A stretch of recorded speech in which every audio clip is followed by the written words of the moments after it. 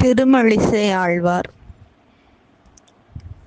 இவரும் முதல் ஆழ்வார் 3 பேர் வாழ்ந்த அதே காலகட்டத்திலே 7ஆம் நூற்றாண்டிலே அவதாரம் செய்தவர். தைத்திங்கள் மகம் நட்சத்திரத்திலே அவதாரம் செய்தார். இவர் பார்கவ முனிவருடைய தவத்திற்கு மெச்சி திருமாலே அருள் செய்த குழந்தையாக பிறந்தார். ஆனால் பிறந்த பொழுது குழந்தை கைகாலெல்லாம் சரியான வளர்ச்சி இல்லாதபடி இருந்ததாலே முனிவர்கள் தம்பதிகள் அப்படியே அந்த சதை பிண்டம் போல இருந்த குழந்தையை போட்டுவிட்டு போய்விட்டார்கள். ஒரு புதருக்குள் கிடந்து அந்த குழந்தை அழுகின்ற சத்தத்தை கேட்டு கூடை பிரம்புகள் பின்னக்கூடிய திருவாளன் என்ற இளைஞன் வந்து பார்க்கின்றான்.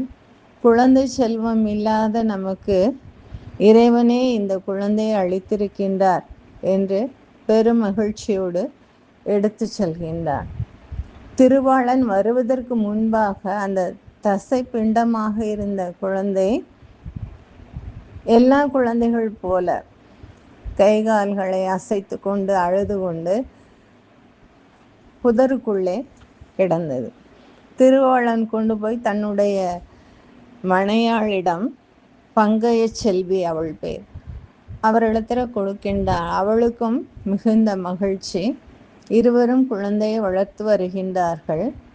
அப்பொழுது குழந்தை எதுவும் சாப்பிடுவது கிடையாது, பால் அருந்துவது கிடையாது. இப்படி இருந்த சமயத்தில் வயதான ஒரு பெரியவர் கொண்டு வந்து கொடுக்கின்ற பாலை மட்டும் குழந்தை அருந்துகின்றது. அப்போ பங்கை செல்வியும் திருவாளனும், தினந்தோறும் எங்கள் குழந்தைக்கு நீங்கள் பால் கொண்டு வந்து கொடுங்கள் என்று வேண்டி கேட்டுக்கொள்கின்றாள். அதன்படி அந்த முதியவர் தன்னுடைய மனைவியோடு கூட வந்து கொடுத்து விட்டு செல்கின்றார். அவர்களுக்கு இருந்த குறை வயதாகிக்கொண்டே போகின்றது, குழந்தை செல்வம் இல்லை என்ற குறையாக இருந்தது. அதை அறிந்து கொண்ட அந்த பச்சிளம் குழந்தை தான் மிச்சம் வைக்கக்கூடிய பாலை 2 பேரும் அருந்தினால் அவர்களுக்கு குழந்தை செல்வம் கிட்டும் என்று சொல்லுகின்றது. அதன்படி அவர்களும் ஒரு மகனை ஈன்றெடுக்கின்றார்கள். அந்த மகன்தான் கணிகண்ணன். அவன் திருமழிசை ஆழ்வாருக்கு உற்ற சீடனாக விளங்கினான். திருமழிசை ஆழ்வார் எங்கெல்லாம் செல்லுகின்றாரோ அங்கெல்லாம் அவருக்கு நிழல் போல பின்தொடர்ந்து தேவையான அனைத்து உதவிகளையும் செய்து வந்தான். காஞ்சிபுரத்திலே வரதராஜ பெருமாளின் சந்நிதியிலே இருவரும் சிறிது காலம் தங்கி இருக்கின்றார்கள். அப்பொழுது அந்த கோயிலே தூய்மை செய்து அன்றாடம் பெருக்கி மெழுகி கோலமிட்டு அழகு செய்கின்ற அந்த பெண் தள்ளாமை காரணமாக தளர்ந்து போயிருக்கின்றாள்.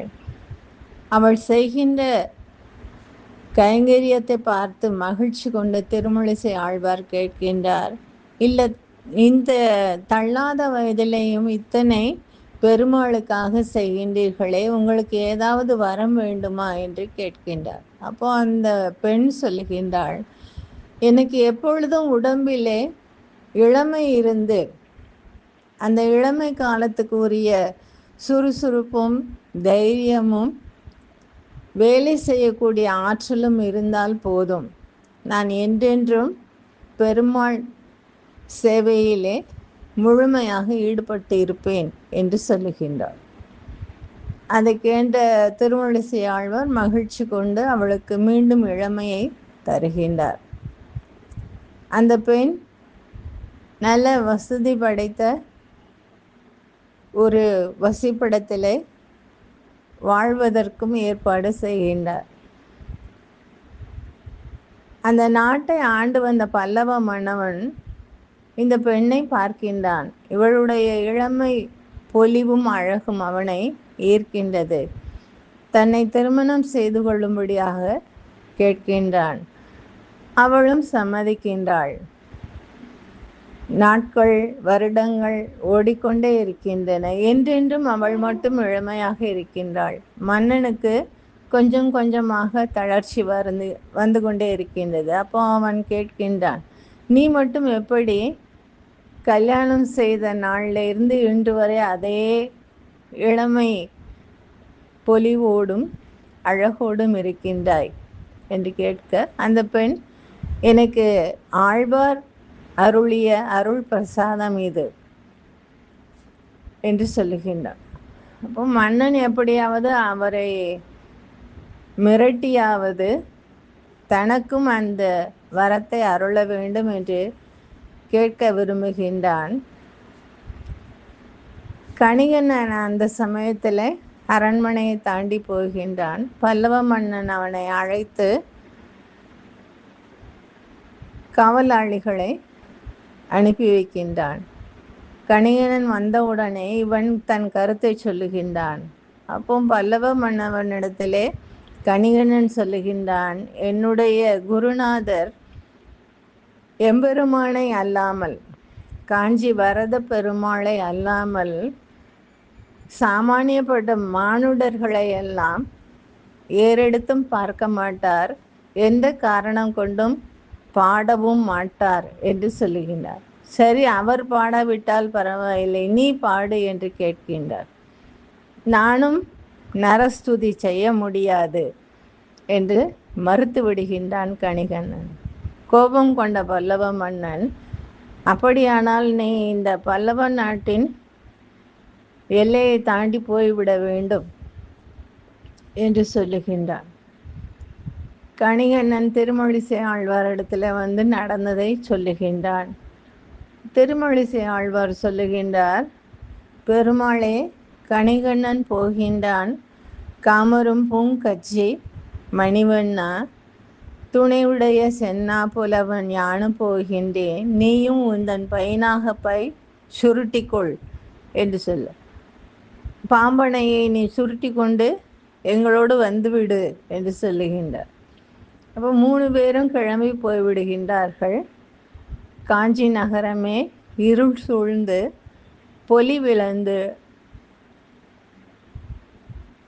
மிக மோசமான நிலையிலே காணப்படுகின்றது. மன்னன் பயந்து போய் விடுகின்றான். மந்திரியை அழைத்து, ஏன் திடீரென்று பல்லவ நகரமே இப்படி ஆகிவிட்டது, குறிப்பாக காஞ்சி ஏன் இப்படி பொலிவற்று போய் கிடக்கின்றது என்று கேட்க, நீங்கள் செய்த தவறின் காரணமாக கணிகண்ணன் நாட்டை விட்டு செல்கின்றான் என்பதால் ஆழ்வாரும் கிளம்பிவிட்டார். ஆழ்வார் போவது மட்டுமல்லாமல் நாங்களெல்லாம் போகின்றோம், நீ மட்டும் இங்கு கிடந்து என்ன செய்ய போகின்றாய், உன் பையனாக பாய் சுருட்டிக்கொள் என்று சொல்லி பெருமாளையும் அழைத்து கொண்டு சென்று விட்டார். பெருமாள் இல்லாத இடத்திலே பெருமாட்டிக்கு, செல்வ திருமகளுக்கு வேலை இல்லை, அவளும் சென்று விட்டாள். அதனால நாடு இப்படி மோசமாக இருக்கின்றது என்று சொல்லுகின்றார். அப்போ மன்னன் உடனடியாக ஓடி போய் சென்று மன்னிப்பு கேட்கின்றான். அவர்கள் ஒரு இரவு பொழுது தங்கிய இடம். இப்போ ஓரிக்கை என்று சொல்லுகின்ற, ஓர் இரவு இருக்கை, அந்த பெயரை பழக்கத்திலே சுருக்கி சுருக்கி ஓரிக்கை என்று இப்பொழுது சொல்லுகின்றோம். அந்த ஓர் இரவு இருக்கையிலே 3 பேரும் இருக்கும் பொழுது மன்னன் போய் மன்னிப்பு கேட்கின்றான். திருமழிசை ஆழ்வார் அதை ஏற்றுக்கொண்டு மீண்டும் காஞ்சிமா நகரம் திரும்பி வருகின்றார். அப்பொழுது அவர் கணிகண்ணன் போக்கொழிந்தான் காமரும் பூங்கச்சி வண்ணா துணிவுடைய சென்னா புலவன் யானும் போக்கொழிந்தேன், நீயும் உந்தன் பையனாகப்பாய் படுத்துக்கொள் என்று சொல்லுகின்றார். அதனால பெருமாள் உடனடியாக பாயை விரித்து பாம்பனை மீது படுத்துக்கொள்கின்றார். இன்றும் காஞ்சிபுரத்திலே அந்த கோயிலில் அவர்கள் கிளம்பும் முன்னாலே இருந்த தலைப்பகுதி, கால் பகுதி, இந்த இரண்டும் வந்து திரும்ப நீ படுத்துக்கொள் என்று ஆழ்வார் சொன்னவுடனே படுத்த வேகத்திலே தலைகீழாக மாறியிருக்கின்றது என்று சொல்லுகின்றார்கள். அப்படி பெருமாளையே தன்னுடைய சொல்படி கேட்கக்கூடிய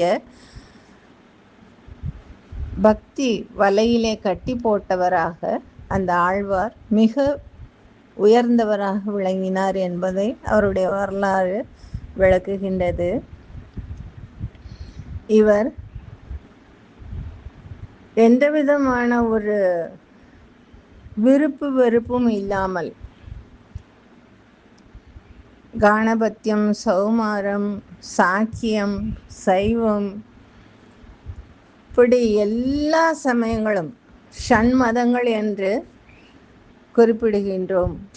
அந்த சனாதன தர்மத்தில் இருக்கின்ற ஷண்மதங்களையும் பின்பற்றி புற சமயங்கள் பற்றிய விஷயங்களையும் தெரிந்து கொண்டு, சமணம், சாக்கியம், பௌத்தம், இப்படி இருக்கக்கூடிய பிற மதங்களை பற்றியும் தெரிந்து கொண்டு, இவை எதுவுமே வைகுந்தத்துக்கு செல்லும் வழியை காட்டப்போவது இல்லை.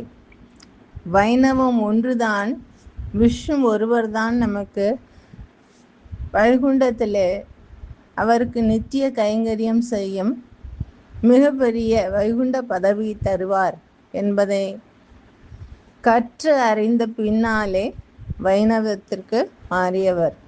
அதனால அவருக்கு இருக்கக்கூடிய அந்த உறுதியும் பக்தியும் எதை கொண்டும் அசைக்க முடியாத ஒன்றாக இருந்தது என்பதை பார்க்கின்றோம். நாளை நம்மாழ்வார் பற்றிய சில கருத்துக்களை காணலாம். நன்றி, வணக்கம்.